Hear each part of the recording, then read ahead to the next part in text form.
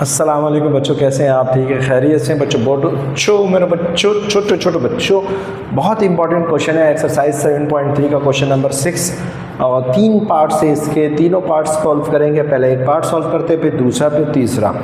बेटा इस question number 6 को समझने से पहले बेटा मैं सबसे रिक्वेस्ट करता हूँ क्वेश्चन नंबर 5 के सारे पार्ट्स देखें, सारे पार्ट्स देखें, कम से कम नहीं तो क्वेश्चन नंबर 5 के पार्ट के फर्स्ट वीडियो और सेकंड वीडियो तो लाजमी देखें बेटा। बहरहाल बेटा मुझे जहाँ तक लगता है आखिरी वीडियो भी लाजमी देखनी पड़ेगी, यानी क्वेश्चन नंबर 5 पूरा ही देख ले ताकि आपको ये समझ में आए। अगर आपने 5 नहीं देखा तो मेरा मशवरा है फिर 6, 7, 8, 9, 10 को 11, 12 को इतना अच्छे से समझ नहीं पाएंगे।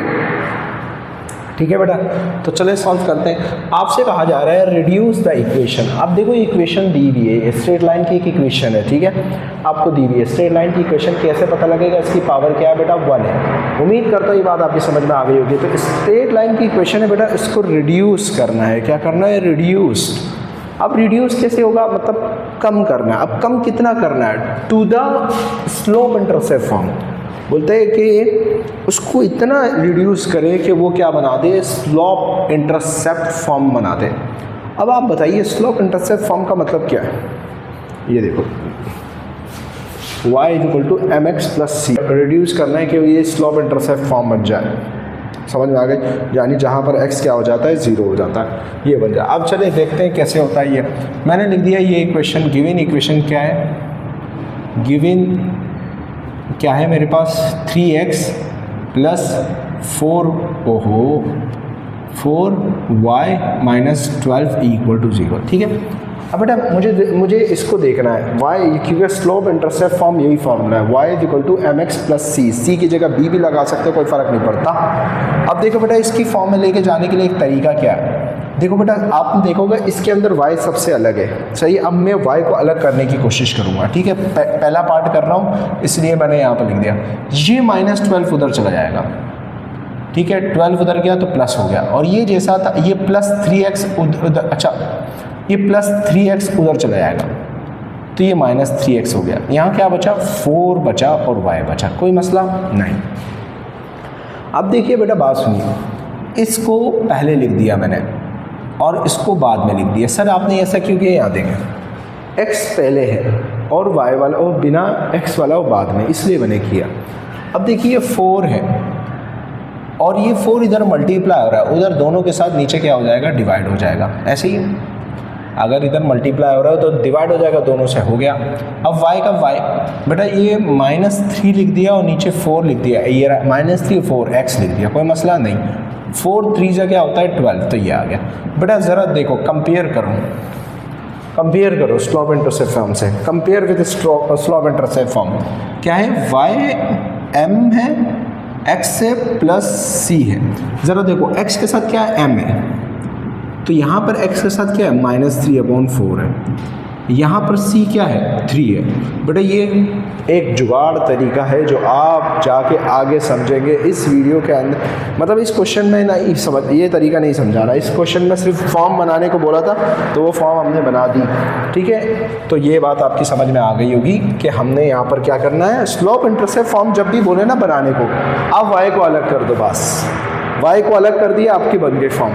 जैसे x के साथ ये रहा स्लोप है, ये रे जुगाड़ तरीका, ये बहुत आगे इंशाल्लाह काम में आएगा। अभी सब्र कर लो, यहाँ तक क्लियर है। पार्ट 2 आप पार्ट 1 समझ में आ गया, पार्ट 2 कर लेते बेटा। ठीक है बच्चों, मैंने 2 इंटरसेप्ट फॉर्म पार्ट 2 में कहा गया है कि 2 इंटरसेप्ट फॉर्म तक रिड्यूस करें, यानी reduce the equation two the 2 intercept form. तो पेपर में एक ही इक्वेशन भी आ सकती है, दोनों भी साथ आ सकती है। तीसरा पार्ट तो बहुत इंपॉर्टेंट, ठीक है, इसका वो अभी करवाऊंगा इंशाल्लाह। अब देखिए बेटा इसका पार्ट सॉल्व करना है।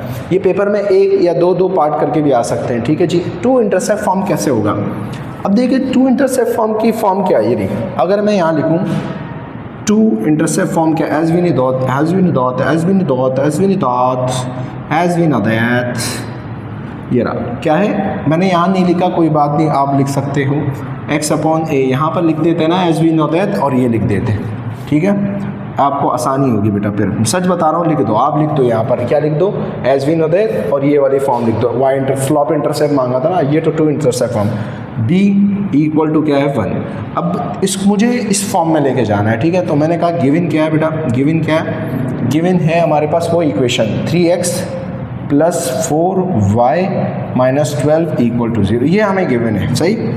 अब देखिए बेटा, आपने देखा होगा यहाँ पर x है y और बिना x और y वो उस साइड पर है। हम इसको वहाँ भेजेंगे। ठीक है यार, ये ज़रा शोर आ रहा है इसलिए मैं खामोश हो गया था। हम इसको वहाँ भेजेंगे बेटा, सॉरी 4y, शोर इसलिए कि काम हो रहा है नीचे। माइनस 12 उधर जाके क्या हो जाएगा प्लस। सही है, अब हो गया। अब देखो इसके साथ 1 है और यहाँ 1 नहीं है। 1 कैसे बनेगा, मैंने लिख दिया डिवाइडिंग अबव इक्वेशन बाय 12। अगर यहाँ 13 होता तो 13 से कर देता, अगर यहाँ 16 होता तो 16 से कर देता, क्योंकि यहाँ क्या है मेरे पास 1 नहीं है। अब 1 देखो कैसे बनेगा, 3 का 3, x का x, प्लस का प्लस, 4 का 4, y का y, 12, ये रहा। लिख दिया एज इट इज कॉपी। इसके नीचे क्या आ जाएगा बेटा 12, क्योंकि डिवाइड कर रहे हो अबव इक्वेशन को। इसके नीचे भी क्या आ जाएगा 12, इसके नीचे भी क्या आ जाएगा 12। बेटा इधर देखो, 3 1 जा 3, 3 4 जा 12, तो x अपॉन क्या हो गया 4, प्लस 4 1 जा 4, 4 3 जा 12, तो y अपॉन क्या आ गया 3 इक्वल 12 से 12 कैंसिल, क्या आ गया 1। अब जरा देखो बेटा 1 आ गया। ठीक है, अब देखो y का y आ गया। सही है, और बेटा b की जगह क्या आ गया 3 और x की जगह क्या आ गया, a की जगह क्या आ गया 4। तो ये आपका फॉर्म बन गया। क्या कहते हैं, अल्लाह भला करे। तीसरा पार्ट लिखते हैं जो थोड़ा सा मुश्किल है। बेटा अभी जो मैंने जितनी बातें आपको बताई ना इन सब के हवाले से, तो काइंडली आप थोड़ा सा इनको ज़रा गौर से ये बातें सुनिएगा। मैंने जो आपको बातें बताई हैं, वरना सॉल्यूशन तो ये रहा, लेकिन ये जो एक्स्ट्रा बातें बता रहा हूँ उसको ज़रा लाजमी सुने, गौर से, समझ में नहीं आया फिर से सुन ले। बेटा आपसे कह रहा है नॉर्मल और परपेंडिकुलर फॉर्म। जब भी आपसे नॉर्मल पूछे या परपेंडिकुलर फॉर्म पूछे, कब, जब कोई इक्वेशन दी हो और आपको बोले कि निकालो इक्वेशन के थ्रू। बेटा पहले तो पॉइंट के थ्रू निकालते थे, अब इक्वेशन के थ्रू निकाल रहे हो। एक इक्वेशन से कैसे निकालोगे, देखो बेटा हम जानते हैं बेटा, एज वी नो दैट, हम जानते हैं क्या, जब भी आप उसको परपेंडिकुलर की बात करें कि ये वाली जो फॉर्म है ना जनरल फॉर्म है, ये y है बेटा इक्वल टू c। सर ये क्या समझ में नहीं आया। बेटा देखो x के साथ अगर मैं लगा दूँ 2 तो 2x हो जाएगा, y के साथ मैं लगा दूँ 3 तो y हो जाएगा, और c की जगह 1 लगा दूँ। इक्वेशन स्ट्रेट लाइन की बनी या नहीं बनी, बन गई। तो सर ये क्या बेटा, ये जनरल फॉर्म है किसकी, स्ट्रेट लाइन की, यानी इसी से स्ट्रेट लाइन बनती है। स्ट्रेट लाइन x के साथ a 1 आ जाए, y के साथ b 2 आ जाए, स्ट्रेट लाइन बना। देखो जैसे ये रहा, x के साथ क्या आ गया 3, तो सही है, और y के साथ क्या आया 4, और ये क्या है माइनस 12 पे उधर जाएगा प्लस, यानी c हो जाएगा। तो बेटा आपको उम्मीद करता हूँ ये बात समझ में आ गई होगी। ये स्ट्रेट लाइन की जर्नल फॉर्म है। जर्नल फॉर्म का मतलब जैसे आप लोग करते थे ना, ax² plus bx plus c equal to 0, ये क्वाड्रेटिक इक्वेशन की क्या थी बेटा, स्ट्रेट जर्नल फॉर्म थी। तो यहाँ पर आ जाए, गिवन क्या है बेटा हमें 3x 4y माइनस 12 लिख दिया बेटा इक्वल। अब बेटा 3x लिख दिया प्लस 4y माइनस 12 उधर जाएगा, क्या हो जाएगा बेटा प्लस 12। अब देखिए बेटा इससे कंपेयर करेंगे हम। सही है, कंपेयरिंग अबव। अब कंपेयरिंग कर रहे हैं अबव को कैसे, x के साथ यहाँ 3 है और यहाँ पर x के साथ क्या है a, तो a इक्वल टू 3 हो जाएगा। b, y के साथ b क्या है 4, यहाँ y के साथ b यानी 4 आ जाएगा। और c क्या है बेटा, c यहाँ पर क्या है 12, तो 12 आ गया। समझ में आ गई बात जी। अब आप क्या करोगे बेटा, अब आप करोगे normalise the factor. Normalise factor क्या होता है ये बताता हूँ मैं आपको। ये पता होना चाहिए कि नॉर्मल और परपेंडिकुलर क्या होना चाहिए। मैंने आपसे कहा भी था कि 90 डिग्री का एंगल बनाने वाले को क्या बोला जाता है, नॉर्मल और परपेंडिकुलर। यानी राइट एंगल ट्राइंगल हो गया जैसे 90 डिग्री बनाता है, ठीक है ना। ये सारी बातें याद रखना भाई। अब नॉर्मलाइज, अभी मैं आपको कॉन्सेप्ट देता हूँ, सबर कर लो, मैं सॉल्यूशन पे जा रहा हूँ। अब आप क्या करोगे, फोर नॉर्मलाइज द फैक्टर। क्या लिखोगे, नॉर्मलाइज फैक्टर। ये लिख देता हूँ, क्या है ये अभी बताता हूँ मैं। ये बहुत शॉर्टकट है, आप यूट्यूब पे जाओगे अलग अलग कॉन्सेप्ट है। मेरा ये कॉन्सेप्ट है, मैं इस तरीके से समझाता हूँ। ये फार्मूला है, देख रहे हो, ये फार्मूला भी यूज़ कर सकता हूँ मैं। ये बहुत लंबा हो जाएगा ये क्वेश्चन, बहुत लंबा। सिर्फ एक क्वेश्चन में आपको थोड़ा सा देखना पड़ेगा कि आप कैसे कर सकते हो इसको। ये यूज़ करना चाहते हो आप, चैट जीपीटी जेमिनी से पूछो तो बहुत लंबा है, आप पूछ लेना। क्या है, अब इससे भी कर सकते हो, आपकी मर्जी है, कहीं से भी कर लो। मैं तो इसको इस तरीके से करवा रहा हूँ। नॉर्मलाइज द फैक्टर का मतलब क्या होता है, नॉर्मलाइज फैक्टर यानी NF बराबर होता है किसके, a² प्लस b²। आसान है। ए स्क्वायर प्लस, अभी a square plus b square भूल गए, ये रहा x square plus y square, वही तो है भाई। ए की जगह एक्स है, बी की जगह वाई है, बस ये देखो। ए क्या है बेटा आपके पास 3, तो 3 का स्क्वायर प्लस बी क्या है आपके पास 4, तो 4 का स्क्वायर।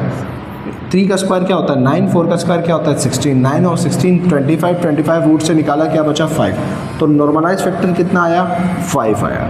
बस काम हो गया हमारा। कितना आसान है कि नहीं।